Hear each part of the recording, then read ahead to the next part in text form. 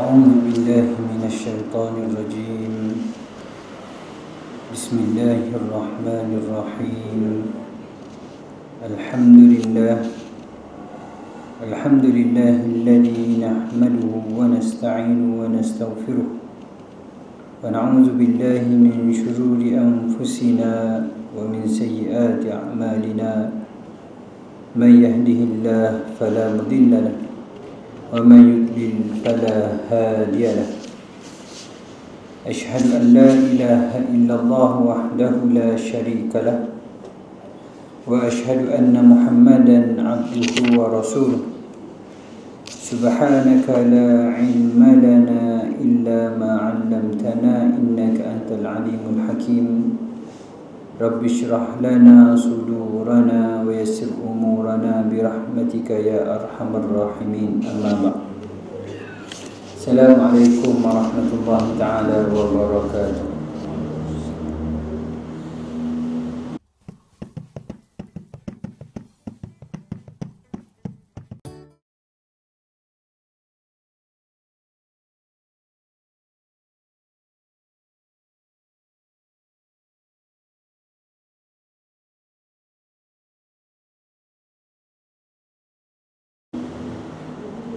Alhamdulillah, syukur kehadrat Allah Subhanahu wa taala kerana kita pada malam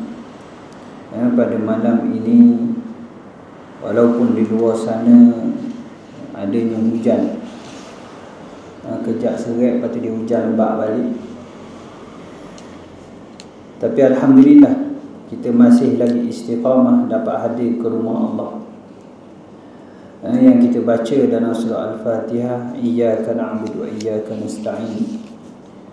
Hanya senyalah di kau kami sekalian orang yang beriman beribadah, memperhambakan diri kepada Allah, melakukan ketaatan yang disuruh oleh Allah Subhanahu wa ta'ala. Dan hanya senyalah kami sekalian orang yang beriman mohon pertolongan. Termasuklah dalam kita melaksanakan ibadah, yang mana kita hadir pada malam ini semuanya dengan pertolongan daripada Allah. Diberikan kelapangan, diberikan kesihatan, diberikan kemudahan. Hujan lebat pun boleh mari dengan kereta dan seumpamanya. Ada hak dekat boleh mari, walaupun pakai payung tak bakar ke, mari awal sikit tadi dah lebat sana. Jadi alhamdulillah, walau bagaimanapun di sana tuntutan dan juga kelebihan bentuk ilmu ini sangat besar. Dan di antara petanda seseorang yang mendapat rahmat daripada Allah, mereka berada di dalam majlis ilmu. Menjadi adab dan juga akhlak kita apabila kita berjalan di taman-taman syurga. Taman-taman syurga ini ialah majlis yang disebut nama Allah dizikir, dan juga majlis-majlis ilmu termasuk yang disebut sebagai zikrullah. Dan apabila kita berada di dalam majlis ini, insya-Allah kita di antara mereka yang mendapat rahmat daripada Allah Subhanahu wa taala. Kita masih lagi di dalam tajuk hibah yang diterjemahkan sebagai anugerah. Hibah ini lebih umum daripada hadiah. Hibah lebih umum daripada sedekah sunat ataupun infak wajib, infak sunat dan seumpamanya. Kerana dia merangkumi segala pemberian ketika mana masih hidup. Telah kita sebut sebelum ini pada muka surat 1344, menurut istilah syarak, anugerah atau hibah ialah suatu kontrak yang merujuk kepada pemindahan hak milik tanpa sebarang gantian ketika masih hidup dan dilakukan secara sukarela. Takrifan ini perlu kita faham dan kita akan ulang setiap kali kita nak baca tajuk-tajuk yang baru di bawah tajuk ini. Yang penting sekali ialah dia berlaku pindah hak milik tanpa sebarang gantian. Tak, kita beri benda tak ambuh. benda yang boleh balas balik, maka itu nama dia hibah. Dan dia berlaku ketika masih hidup. Kalau mati dia jadi harta pusaka. Harta pusaka ni wajib terima. Lepas tu nak uri ke orang lain ke, tak boleh terima ke, nak tolak uri ke adik-beradik lain ke, tu nombor 2. Sebab dia harta wajib dah terima. Sebab apa? Bila mati je seseorang itu dan harta waris automatik dia pindah milik. Sebab itu bila ada kematian, bila kita pergi ziarah kematian dan seumpamanya ada majlis dibuat tahlil dan seumpamanya, kena beralih sikit supaya kita tak salah guna harta si mati. Sebab sebenarnya si mati tak ada harta dah, dia berpindah kepada harta waris. Harta waris. Lagi-lagi kalau ada anak yatim, tu dia akan pergi kepada hak penjagaan dan seumpamanya. Dan dilakukan secara sukarela, tanpa dipaksa. Sebab paksa ni asas dalam apa-apa muamalat semuanya antara dia. Bila dipaksa, dia tak ada dah unsur hadiah, jual beli yang sahih dan seumpamanya. Jadi kita masuk pada muka surat yang tajuk yang baru, iaitu muka surat 1360, kitab fiqh mazhab Syafi'i. 1360, bawah tajuk penerimaan anugerah.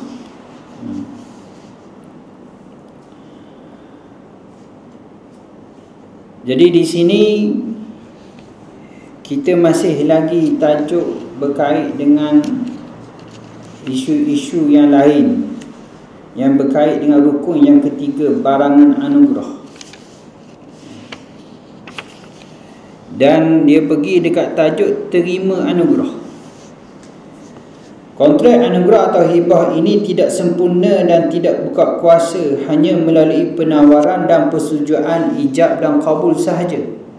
Malah kontrak tersebut dianggap tidak dikuatkuasakan dilihat dari aspek pemberi anugerah. Oleh itu dia boleh menarik balik anugerah tersebut dan menggunakan berdasarkan kemahuannya, selagi anugerah tersebut masih berada di tangannya. Dengan ini hak milik penerima masih belum disahkan kecuali setelah dia menerima anugerah tersebut.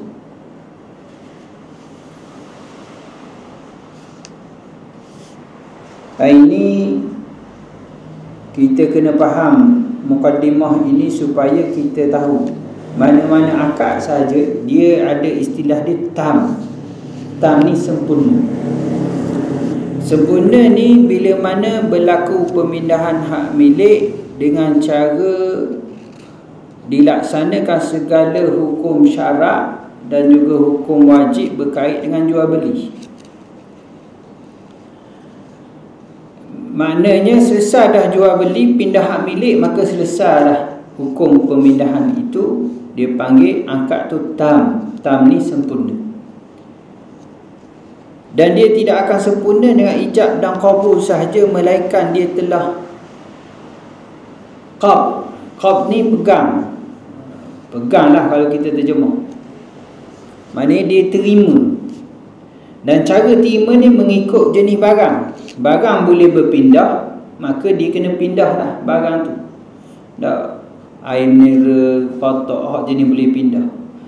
Kalau rumah, syarat dia beri kunci rumah.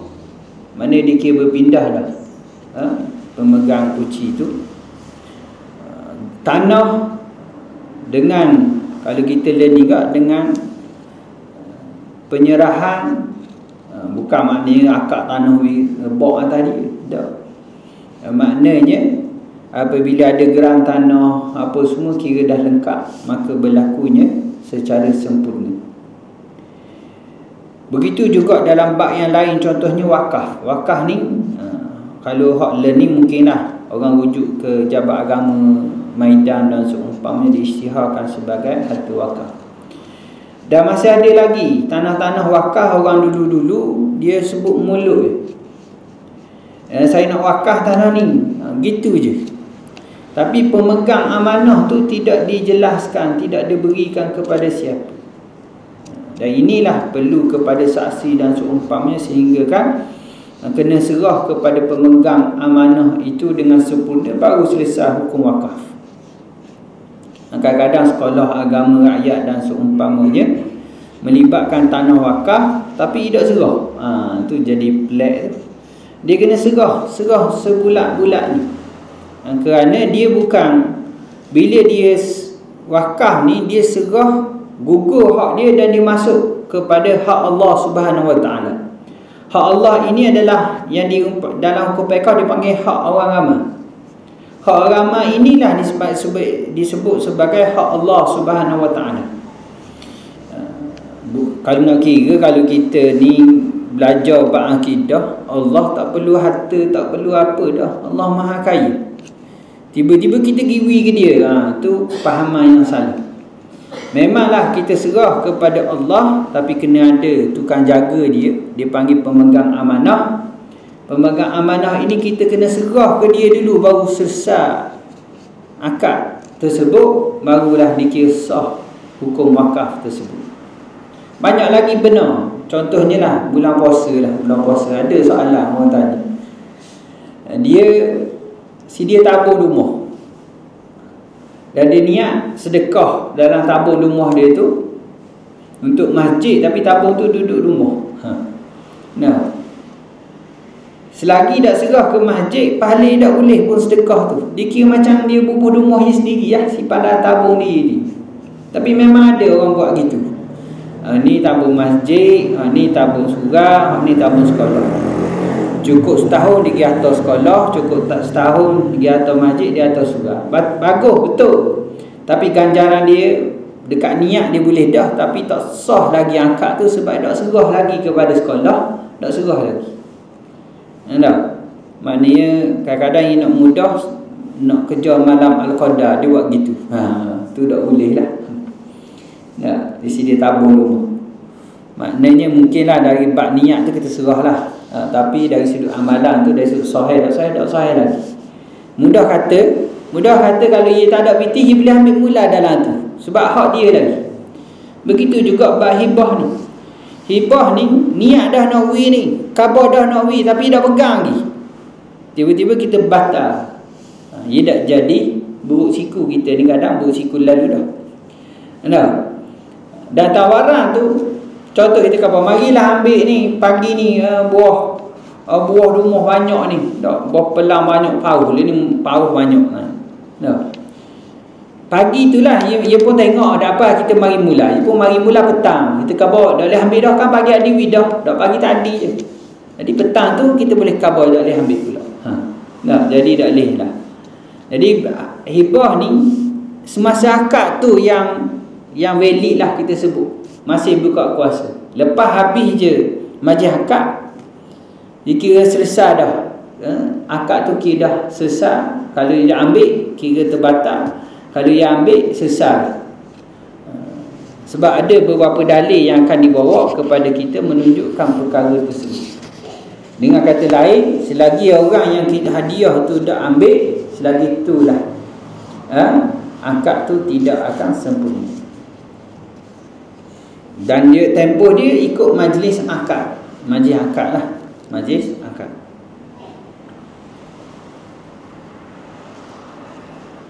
Kontrak anugerah ini sempurna dan berkuat kuasa hanya apabila anugerah tersebut diterima dengan syarat-syarat yang ditetapkan seperti di atas. Selain itu, hak milik anugerah tersebut menjadi hak penerima. Dalil anugerah ini tidak berpindah hak milik kecuali setelah diterima ialah, ini riwayat Al-Hakim dengan sanad yang sahih, ketika Rasulullah sallallahu alaihi wasallam mengahwini Ummu Salamah, baginda bersabda kepadanya, saya hadiahkan kepada Najasyi beberapa ounce minyak kasturi dan perhiasan, tetapi saya merasakan dia telah meninggal dunia. Saya juga merasakan hadiah yang saya berikan kepadanya ini akan dipulangkan. Apabila hadiah itu dipulangkan kepada saya, ia akan menjadi hak engkau atau hak kamu semua. Ya. Bab isteri pada suami. Hak ni Ummu Salamah ni, di mana dia sebut kepada Ummu Salamah, dan disebut dia beri hadiah kepada Raja Najasyi. Raja Najasyi dalam riwayat sebut dia mati dalam keadaan Islam.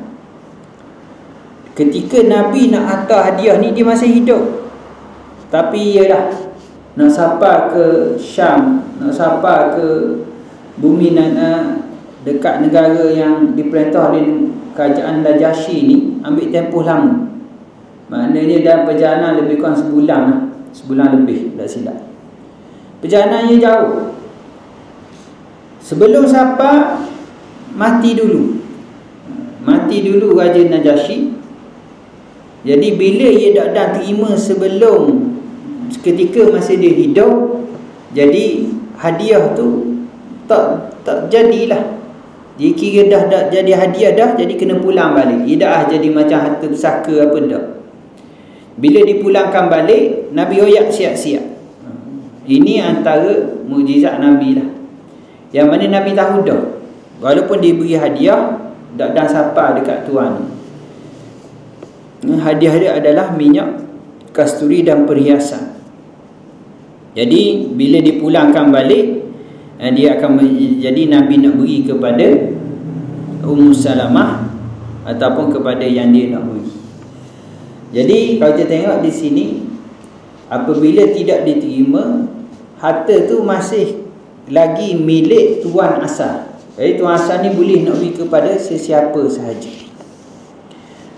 Akhirnya berlaku sebagaimana yang disabdakan oleh baginda. Najasyi meninggal dunia. Apabila hadis tersebut dipulangkan, baginda memberikan setiap isterinya 1 ounce minyak kasturi dan selebihnya diberikan kepada Ummu Salamah. Sementara perhiasan tadi diberikan kepada Ummu Salamah. Ini kalau kita buka kitab kait dengan isteri Nabi ni, Ummu Salamah ni dia ada banyak cerita dia, kisah dia. Jika kontrak tersebut ini begitu, jika kontrak anugerah ini begitu juga dengan hadiah buka puasa sebelum penerimaan, sudah tentu Nabi SAW tidak bersetuju menerimanya semula. Sudah tentu baginda akan menyerahkan kepada waris Najasyi, kerana ketika itu ia menjadi sebahagian pusaka. Dengan penerimaan semula oleh Nabi SAW menunjukkan hak milik anugerah ini bukan milik penerima sebelum dia menerimanya. Yang kedua, hadis riwayat Malik dalam Muwatta. Memang kitab Muwatta ni hadis. Kalau tuan-tuan pernah baca kitab Muwatta ni, sebelum adanya Sahih Bukhari dan juga Muslim, kitab Muwatta yang ditulis oleh Imam Malik inilah menjadi rujukan hadis-hadis sebelum adanya Bukhari dan juga Muslim. Jadi sini disebut Muwatta yang diriwayatkan oleh Malik, sebab dalam tu Imam Malik meriwayatkan sendiri hadis-hadis tersebut. Ni daripada Aisyah radhiyallahu anha. Dia berkata, Abu Bakar Siddiq telah memberikan kepadanya harta berjumlah 20 wasaq dirabah. Sebelum kematiannya, Abu Bakar berkata, demi Allah, wahai anakku, tiada siapa yang lebih saya suka dia hidup kaya selepas kematian saya selain engkau. Dan tiada siapa yang lebih saya sedih jika dia hidup miskin selepas kematian saya selain engkau. Saya telah berikan kepada engkau 20 wasaq. Jika engkau ambil dan menjaganya, ia adalah milik engkau. Tetapi hari ini ia adalah harta waris. Mereka ialah 2 saudara lelakimu dan 2 saudara perempuan. Bahagikan harta itu mengikut kitab Allah. Aisyah radhiyallahu anha berkata, saya berkata, bapaku, demi Allah, jika ternyata begini dan begini, sudah tentu saya akan meninggalkannya. Cuma yang ada hanya Asma. Siapakah seorang lagi? Abu Bakar berkata, anak dalam kandungan binti Kharijah. Saya rasa anaknya itu perempuan. Di pemberian di sini adalah pemberian tanpa sebarang gantian, iaitu anugerah. 20 wasaq ialah jumlah harta tersebut. Wasaq adalah sukatan yang bersamaan dengan hampir 140 gram. Rabahlah tempat yang terletak berhampiran dengan Madinah di pertengahan jalan menuju ke arah Syam. Hadis ini jelas menunjukkan negara tidak menjadi hak milik penerima melainkan setelah dia menerimanya. Jadi sini Aisyah ni ia tak terima lagi. Jadi bila mana ia tak terima, jadi harta ni jadi harta pusaka.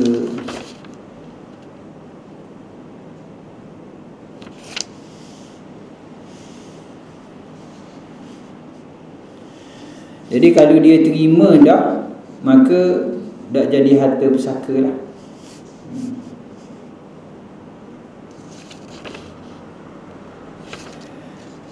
Kita tengok daripada hadis ni, kalau kita baca kali kedua pun ialah di mana Aisyah radhiyallahu anha cerita balik. Sepatutnya kalau dia dah terima harta ini maka jadi milik dia. Tapi tak jadi milik dia, jadi harta pusaka.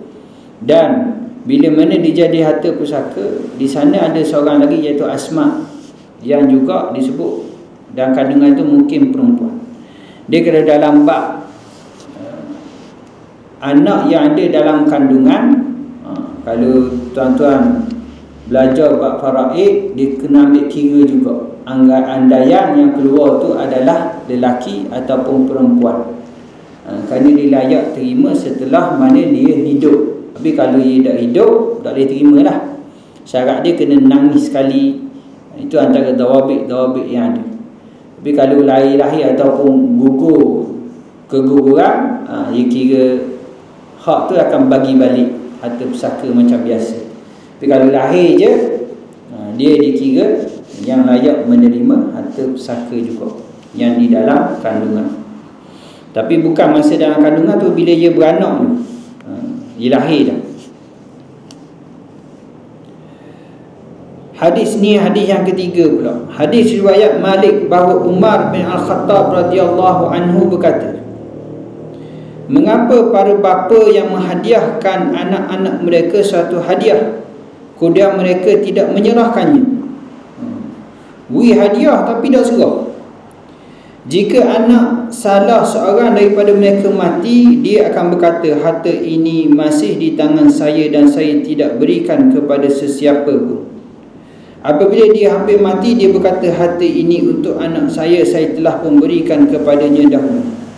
Sesiapa yang memberikan hadiah tetapi tidak menyerahkannya kepada orang yang diberikannya, dan apabila dia mati, hadiah itu diserah kepada warisnya, pemberian itu tidak sah.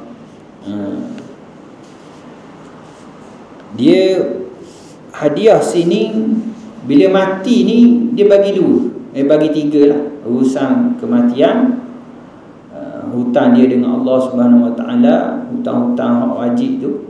Lepas tu harta pusaka, lepas tu selagi wasiat. Dah kalau hadiah ni nak buka bahagian mana, tak ada. Jadi orang ingat dia macam wasiat. Dah, dia bukan wasiat, dia akan masuk dekat bahagian pusaka. Hak tu kena faham oleh. Sebab itu nak serah-serah masa hidup, dan sekiranya nak mati. Hak ni perbahasan yang sering disebut dalam bab faraid. Orang sakit nak mati baru serah sesuatu apa semua ni, boleh dibawa ke mahkamah, rujuk kepada hakim bahawa penyerahan itu tidak sah, dia masuk harta pusaka. Sebab tu kadang-kadang bila sakit nak mati ni, kadang-kadang hak tukang jaga tu dia rasa, hak tukang jaga dia ni kadang-kadang ambil peluang sebut hak tu hak ni lah kali, tak apalah dibagikan anak tukang jaga. Boleh lah harta atas dunia masih hidup. Tapi kalau masih sakit nak mati baru jadi nak marah ke orang tu, marah ni, kamu tak beri ke belakang semua orang. Hak tu sakit nak mati ini antara ujiannya. Dan apabila berlaku demikian, pembahagian ketika sakit dan mati itu kira tidak sah. Hak tu kena tengok dawabit sakit yang macam mana. Kalau sakit sikit-sikit, dak leher sikit apa tu, dak kira sakit nak mati.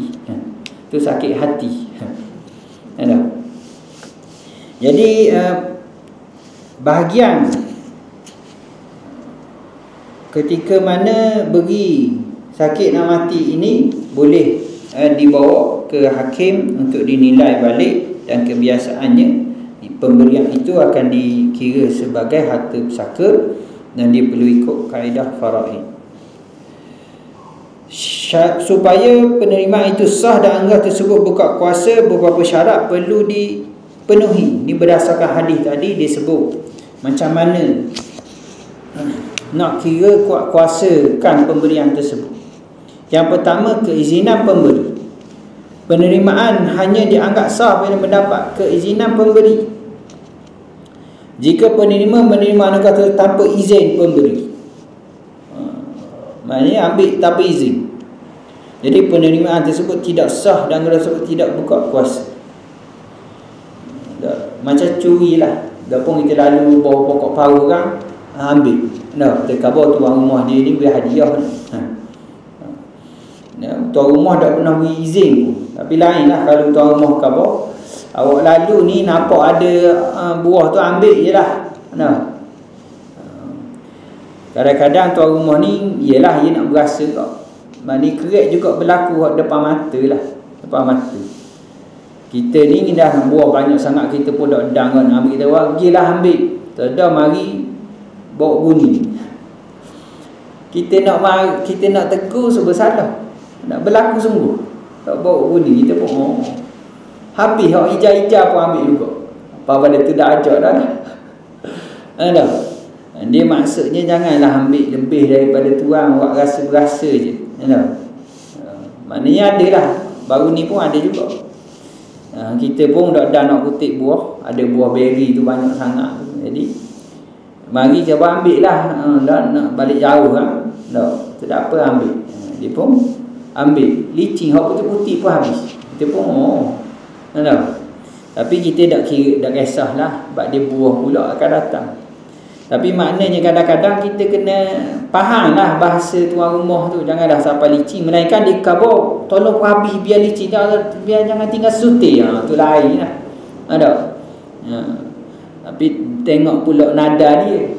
Nada dia kalau marah pula, jangan tinggal sutir. Tu faham-faham lah. Macam-macam. Jadi kat sini mesti minta izin. Penerima perlu bertanggungjawab ke atas barang yang diterima kerana penerima anugerah tersebut sebelum diizinkan oleh pemberi. Jika kita ambil dah tapi kita dah minta izin lagi, hal ni dia bergantung kepada keizinan yang tertangguh. Istilah dalam hukum fiqh ni nama ijazah. Ijazah ni maknanya asal lagi tak tanya lagi tu dia sakut. Bila kita tanya dia, ambil lah, dah ingat nak pesan. Saya ni duduk Kuala Lumpur ni, buah tepi rumah ni, kalau buah ambil lah, saya ingat nak pesan. Sekala kalau ada saya khabar ambil lalu, ni dah dan jumpa, saya dah ingat nak pesan. Lain. Baru ni saya ada masuk homestay dekat Kedah. Mari kat Kedah tu, orang dia duduk lain, tuan rumah tu, tapi rumah ni lah rumah pasal lama. Tak apalah, kita duduk dua rumah je tu ada pokok kedondong buah belakang. Kita pun nak makan sebersalah, ambil gambar ke tuan rumah, comel buah, apa ambil belakang. Kita pun ambil lah seplastik, seplastik tunjuk gambar, terima kasih banyak. Ada lagi buah tu, ambil lagi. Lepas tu dia kata ambil lah, sebab tak ada orang makan, mokcik ni tak ada ni orang makan ni, mokcik lah. Dia kata tak apa, kita kutip-kutip bagi kat orang pula. Maknanya hak tu sungguh lah. Sebab dia dah nak cara. Tapi maknanya dia kena izin dulu. Kita pun dah minta dulu, nak bagi gambar dulu. Tanya ni buah benda ni. Mainan kena ada. Keizinan yang diberikan mestilah secara jelas atau pemberi sendiri menyerahkan dengan tarannya kepada penerima. Penerimaan ini boleh berlaku sama ada pada ketika majlis kontrak atau selepasnya, ataupun anugerah tersebut berada di tangan penerima atau tidak. Jika penerima menerimanya tanpa keizinan yang jelas atau tanpa penyerahan, penerimaan tersebut tidak sah, walaupun penerimaan tersebut dilihat oleh pemberi dan pemberi hanya berdiam diri. Ni maknanya orang lain beri. Tuan sebenar tengok saja. Pun tak boleh. Dia kira tidak jelas. Melainkan kita pergi tanya, dah tengok sana ni bui lah. Kita kata ya bui. Tak apa dah. Itulah pentingnya ada akad. Akad yang jelas. Barangan ni syarat penerimaan tam ni, penerimaan yang penuh ni, yang kedua mestilah barang yang dianugerahi tidak digunakan bersama barangan yang tidak dianugerahi. Maksudnya ada barang tiket ke dan seumpamanya, hanya barang yang kita diberikan tu saja je ada, di mana dia dah diasingkan. Sebabnya barangan tersebut sepatutnya berasingan, kerana ia menjadi syarat sah penyerahan dan penerimaan. Kalau ingat sebenarnya kita bincang harta musyak. Harta musyak pada muka surat 1359 belakang tu. Harta musyak ni ialah harta yang tidak dibahagikan lagi, seperti tanah suruh dibahagi 3 contoh. Tapi tak ditentukan lagi hak anak pertama ni bahagian mana tak ditentukan lagi. Itulah namanya harta musyak. Tapi harta musyak pun boleh nak beri dah. Tapi bila nak beri tu, nak serah, dia mesti, di istilah dia nama dia ta'yin. Ta'yin ni kena tentukan. Kita dalam bab niat adalah qasad, ta'yin, takdir. Jadi ta'yin ni kena tentukan tanah bahagian mana hak kita nak beri. Kita dah boleh nak khabar, ambillah mana-mana saja dah boleh, sebab dia akan bertindak dengan hak milik orang lain pula. Jadi sini mestilah diasingkan, tetapi keadaan ini tidak wujud juga kerana apa yang dimaksudkan dengan penerimaan ialah ia boleh digunakan ketika diterima, tetapi di sini tidak berlaku.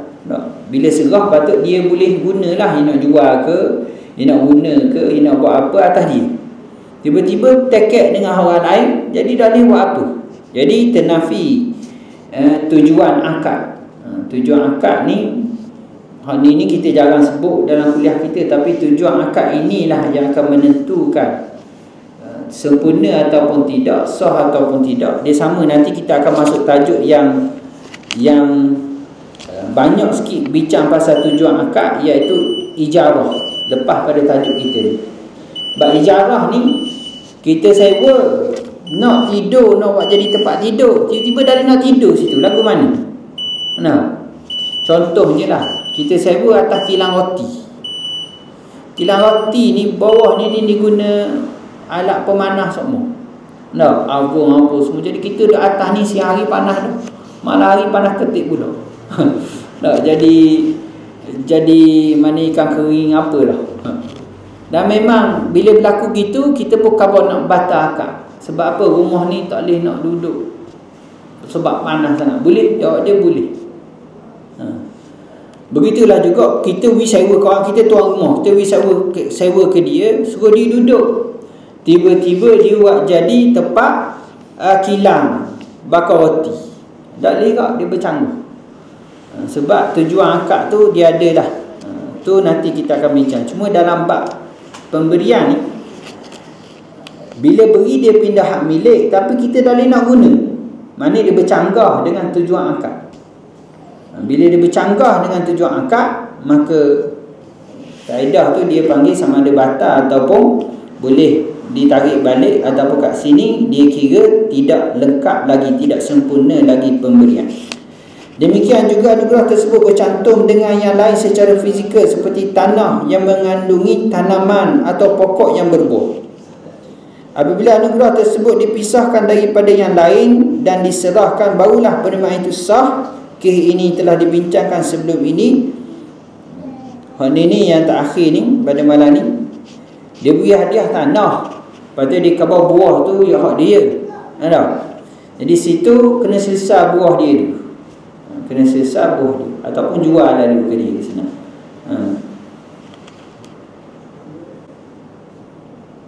Di antara syarat yang ditetapkan ialah barang tersebut mestilah boleh dipisahkan daripada yang lain, tidak bercantum dan tidak digunakan oleh barangan lain seperti yang dijelaskan sebelum ini. Wallahu a'lam bissawab.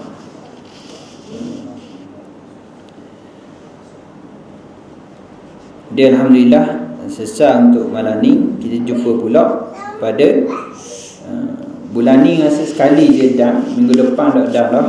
sebab ada urusan di luar kawasan. Jadi dah lah minggu ni, minggu depan dan minggu seterusnya. Jadi kita jumpa bulan yang akan datang, insya-Allah. Dia apa yang baik daripada Allah, apa yang kurang daripada saya sendiri. Jangan lupa kita sentiasa doakan untuk saudara kita di bumi Palestin. Kat kita ni pun sedang berjihad juga, berjuang pilihan raya dan seumpamanya. Tapi di sana lagi dahsyat lah. Dan mereka sedang ditekan sedahsyat-dahsyatnya sekarang ni. Jadi di sana ada dah arahan-arahan apa semua, desakan untuk kita jangan tinggal semayang, doa, kunut nazilah dan seumpamanya. Wallahu a'lam bissawab. Aqulu qawli hadza wa astaghfirullahal azim li wa lakum. Wassalamu alaikum warahmatullahi taala wabarakatuh.